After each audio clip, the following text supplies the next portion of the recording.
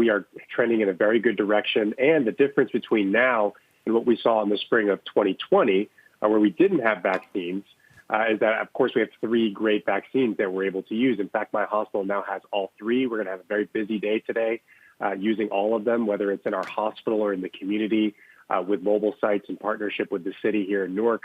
But we're excited because this is a very promising endeavor that we're doing. We're now over 3 million vaccines per day.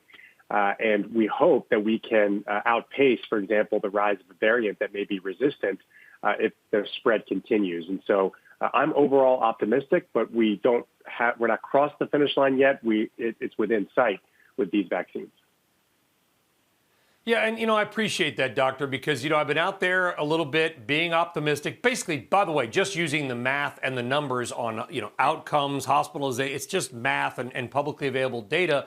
But there's a lot of scary words out there like mutant and variant. All viruses do mutate, but I appreciate you saying that because I think we have to have some hope. And I think I'm frustrated, and I'll just admit that, by, well, maybe we can get back to normal by next year. The reality is if people don't feel like the vaccines are going to help, and they're kind of already skeptical of them anyway, they're not going to take them, right? I feel like the messaging hasn't been on enough that if you do this, you are likely to be able to, go to hang out with family and friends indoors sooner than later. We just don't hear that. Well, that's right. And the CDC should any day now be releasing even more restrictions that can be lifted for folks who are vaccinated. And so that should be an exciting thing we can advertise to folks to encourage them to take this vaccine. We already now have a rule that says even if you're exposed and you've been vaccinated to somebody with known COVID-19, you no longer have to quarantine. So expect hopefully relaxations on travel and other things that allow us to hopefully inch back to normal. But we really won't be able to safely do that until we reach what's called herd immunity, where we have at least 70 to 80% of the population vaccinated. Yeah, or doctor, that has some sort of maybe natural immunity. I guess the problem with the herd immunity is that we just don't know the denominator. We don't know how many people have been asymptomatically exposed. Hopefully it's, we'll get there sooner than later. How much are you experiencing the reluctance to take the vaccine? I've got friends that have been showing up at sites. There's plenty of doses. There almost appears to be more supply than demand of certain parts of New Jersey. Are you having to convince people, hey, it's safe, there's no microchips in it, it's not Bill Gates trying to take over the world, take the vaccine?